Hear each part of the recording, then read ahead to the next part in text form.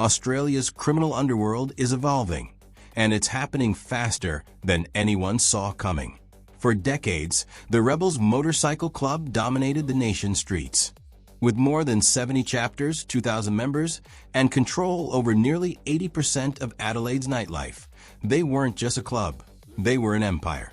But that old-school brand of power is slipping away.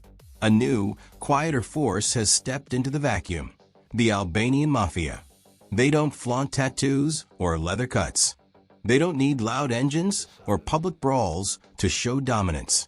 Their strength lies in silence, built on billion-dollar drug routes, money-laundering operations, and international connections stretching from Europe to Australia. In 2023 to 2024 alone, Australians consumed over 12,800 kilograms of methamphetamine, fueling an underground economy worth billions. From Operation Ironside's massive sting to the assassination of Nick Martin, one thing became unmistakably clear. The modern fight for power in Australia isn't about bikes anymore. It's about networks, finance, and control in the shadows. Before we dive deeper into how the Rebels lost their iron grip on the streets, don't forget to like, subscribe, and turn on the bell icon.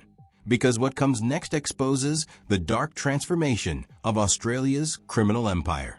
The old guard, when bikes ruled the streets. Back in the day, the Rebels Motorcycle Club weren't just feared. They were the law of the streets. Founded in Brisbane in 1969, originally as the Confederates, they started as a small band of motorcycle enthusiasts. But over the years, that brotherhood morphed into a full-scale criminal powerhouse. At their peak, they ran more chapters than any other club in the country and became the largest outlaw motorcycle organization in Australia. Their insignia said everything: a Confederate flag, a skull in a cap, and the infamous 1% patch, marking them as men who lived by their own code, outside the rules of society. But what truly set the Rebels apart was their evolution under Alex Vella, known across the underworld as the Maltese Falcon. Vella wasn't just another hard-edged biker. He was strategic. He saw beyond the street fights and chaos. He understood that real power wasn't in violence, but in structure, networks, and money flow. Under his leadership, the Rebels expanded their reach far beyond Australia. They mastered drug trafficking, money laundering, and even operated legitimate front businesses that disguised illicit profits. By the early 2000s, South Adelaide police estimated that nearly 80% of local nightclubs and bars were tied to security firms secretly owned or influenced by biker gangs. And at the heart of it all, the Rebels. These weren't just men on Harleys. They were shadow businessmen running multi-million-dollar pipelines of influence and cash. At their height, the club's membership topped 2,000 patched riders, with around 35 outlaw motorcycle gangs active nationwide. But among them all, the Rebels were the benchmark, the old guard everyone else either respected or feared. Yet, like every empire built on fear, theirs had an expiration date. Because fear can empower, but it can also turn against you. The new power: Albanian precision versus biker chaos. While the Rebels made headlines with street brawls and shootouts, another kind of criminal order was forming quietly in the background. They didn't wear colors. They didn't roar down highways in packs. They didn't need recognition, because their power was hidden in the system itself.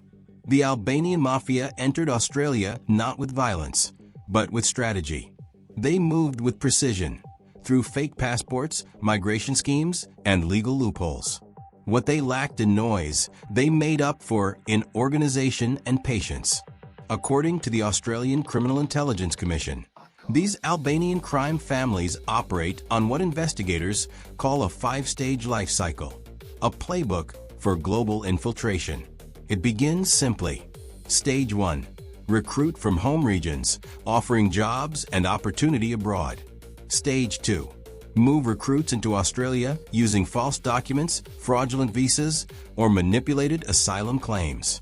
Stage 3 and beyond. Establish footholds, connect with local distributors, and integrate into legitimate business fronts that mask their operations. What the biker gangs once did with muscle, the Albanians do with management, money, and mathematics. They've turned crime into an enterprise, and Australia's underworld will never be the same again. The system, crime without chaos. For years, the Albanian underworld has perfected its process, slow, methodical, and almost impossible to dismantle. Stage 3. Once they arrive in Australia, they find ways to stay. Trusted migration agents, false asylum claims, and stories of blood feuds back home become powerful tools to secure residency. Stage 4. They quietly move into criminal business, drug trafficking, money laundering, and organized logistics. Stage 5. By the time someone finally gets caught, it's meaningless. The money's been moved, the network's been rebuilt, and the operation is already running somewhere else. This isn't chaos. This isn't guesswork. It's a system, cold, calculated, and built to last. Between 2015 and 2020, Australian law enforcement uncovered something extraordinary. In 5 out of 7 major organized crime investigations in South Australia, the main suspects all traced back to one place, Scropper, a single county in Albania. That's not coincidence. That's infrastructure. That's industrialized crime. Old power versus new power. While the rebels and other biker gangs were busy guarding their patches, their turf, and their nightclub empires, the Albanians were playing a much bigger game, a global one. The bikers wanted to own a few city blocks. The Albanians wanted to own the supply chain. They built international pipelines, linking drug production in Europe and South America directly into Australian demand, transforming crime into a multinational enterprise. Victoria Police Commander Paul O'Halloran summed it up best.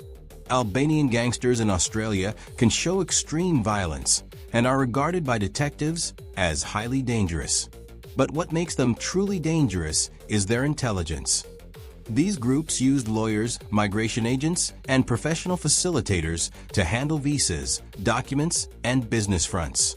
They understood the system inside and out, and more importantly, how to exploit it. Meanwhile, the old-school bikers were still fighting the only way they knew how, with fists, guns, and chaos. Think back to the Mill Para massacre of 1984, when a gun battle between the Comancheros and Bandidos left 7 people dead in broad daylight. Or the 2009 Sydney airport brawl, where a Hells Angels associate was beaten to death in front of horrified passengers.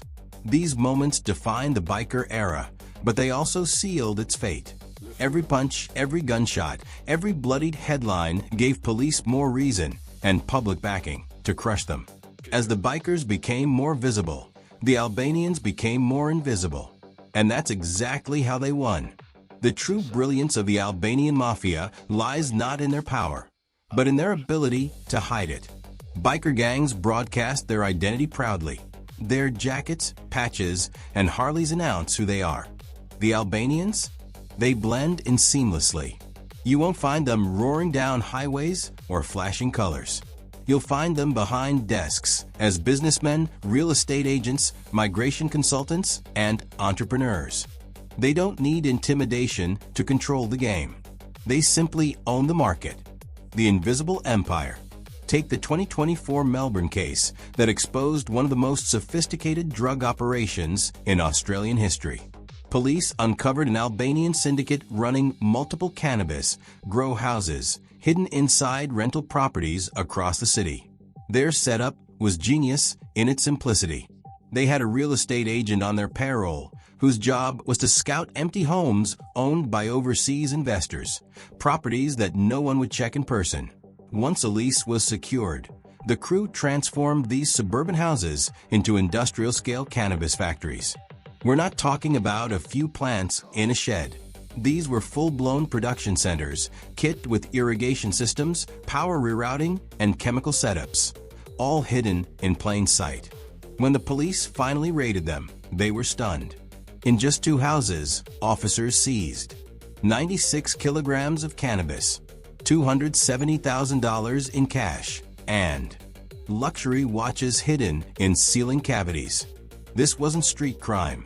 It was organized industry, a blueprint for sustainable, scalable, and invisible criminal enterprise.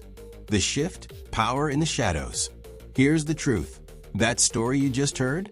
That was just one crew, one city, one investigation.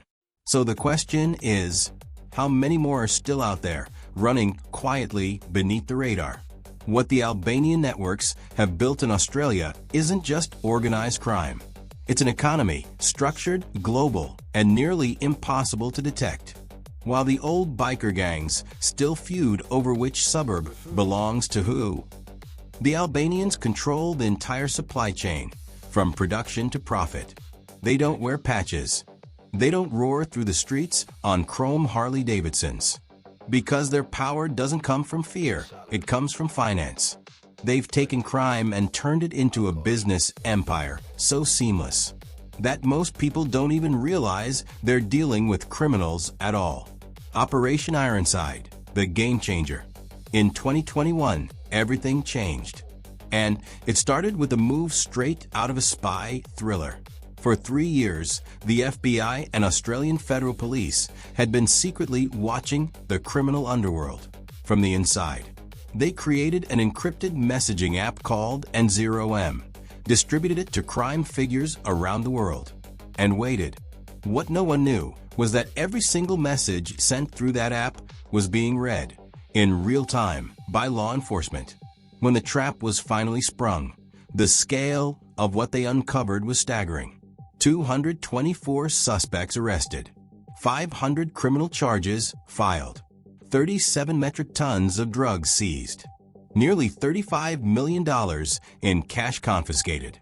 But beyond the numbers, Operation Ironside revealed something even more important: the true structure of Australia's criminal underworld. The invisible hand of power. The encrypted messages exposed a shocking truth. The biker gangs, once the face of Australia's crime scene, weren't running the show anymore. The real masterminds behind many of the operations were Albanian crime syndicates. These messages showed them coordinating international drug imports, running complex money laundering schemes, and managing networks that spanned continents with precision and sophistication that rivaled and often surpassed the traditional mafia. They weren't just in Australia's underworld economy. They were controlling it. One of the most chilling revelations was how deeply they had infiltrated the migration system itself, using legitimate legal channels to bring in key operatives, building their networks under the radar, all while keeping their paperwork perfectly clean. Operation Ironside proved once and for all that the old guard, the loud leather-clad bikers, had been outplayed. The new rulers of the underworld didn't need to flex muscle. Their power was silent, strategic, and completely invisible. The rebels' decline, empire in freefall, while the Albanians built their empire in silence. The rebels' motorcycle club, once Australia's most feared gang, was falling apart from the inside. The assassination of Nick Martin wasn't just another underworld hit. It was the spark that exposed the cracks in the rebels' foundation. It marked the beginning of their slow, public unraveling. And the details of that hit showed exactly how the criminal world had evolved. The killer wasn't a rival biker or a street thug. He was a 35-year-old former army sniper, a man who had served in Iraq, a professional trained in precision, allegedly hired through a network with ties to private mercenary groups. He wasn't driven by revenge. He was paid. Reports said the price was $150,000, allegedly ordered by David James Pye, a former rebel who had defected to the Comancheros. What followed was a military-grade operation, weeks of surveillance, social media tracking, drone reconnaissance of Martin's home, multiple visits to the Perth Motorplex, analyzing his routine, his security, even the wind direction. When the moment came, one shot ended it all. It was clean, calculated, professional. The biker world had just been introduced to a new kind of war, one fought by mercenaries, not mobs. The collapse, brothers walk away. But the real death blow to the rebels came 3 years later. In May 2024, 36 members, including senior veterans, walked away from a club. It was the largest mass resignation in Australian underworld history. These weren't rookies or dropouts. They were men who had built their entire lives and reputations under the rebel flag. They kept their Harleys, but gave up their patches. It was a symbolic act of rebellion against their own. This wasn't about leadership disputes or petty politics. It was a collective realization.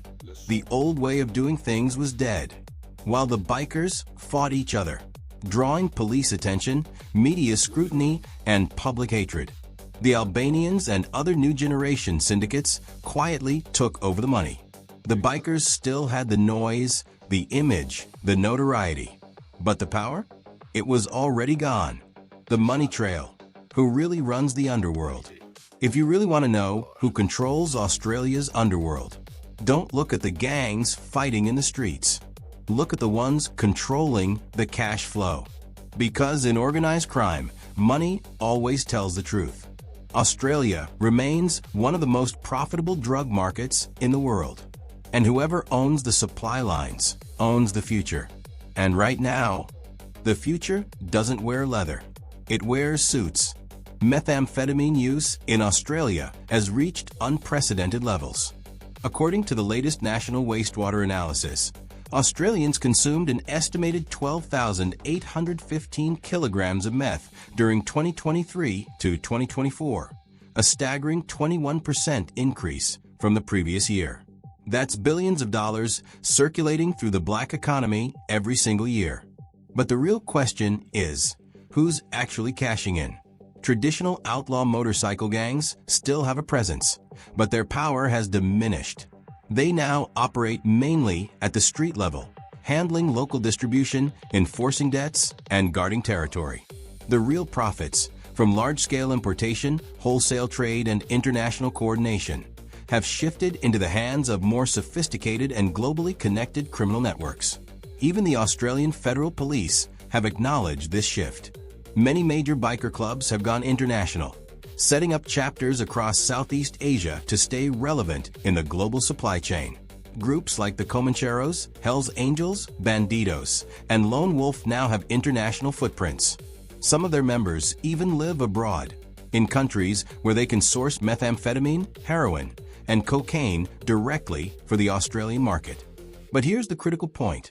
Running an offshore operation is no longer about intimidation. It's about logistics, finance, and transnational coordination. And that's where the Albanian organized crime syndicates dominate. For decades, they've been perfecting a global system, building money laundering routes, forging alliances, and developing networks capable of moving product, people, and profits seamlessly across continents without leaving a trace. While the bikers are still adapting, the Albanians are already running the game, operating on a level the old-school clubs simply can't reach. The numbers prove it. In September 2025, Operation Vitreous exposed just how massive the trade had become. Authorities seized 2.98 tons of illicit drugs and charged 246 people nationwide. The operation focused on one for butanediol, a chemical solvent used to make GHB, highlighting how quickly these networks evolve, always chasing the next profitable market before anyone else even sees it coming. Ultimately, the story of who truly controls Australia's underworld isn't told through gang colors or turf wars anymore. It's written in bank transfers, encrypted chats, and shipping routes that span oceans. And on that invisible battlefield, the Albanians are miles ahead. The invisible war, technology versus tradition. Today's war for control of the underworld doesn't happen on the streets. There are no roaring Harleys, no bar fights splashed across headlines. The real battle plays out in silence, through encrypted messaging apps, shell companies, and money laundering systems capable of moving millions across borders without raising a single alarm. And in this new digital battlefield, the Albanians are winning. They've mastered a system built on technology, precision, and invisibility, understanding what the bikers never did. The most powerful criminal is the one you never see coming. While the biker gangs relied on fear and reputation, The Albanian networks built something far more dangerous: efficiency. They don't need to make noise or be feared. They work quietly, invisibly. And that's exactly why they're thriving. One striking example came in 2024, when a Victorian man was arrested for allegedly collaborating with Albanian crime figures. He wasn't caught trafficking drugs. His job was even more vital.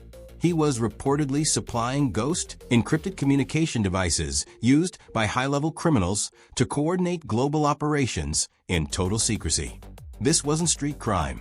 It was criminal infrastructure, the technological backbone of a new kind of underworld. And the sophistication doesn't stop there.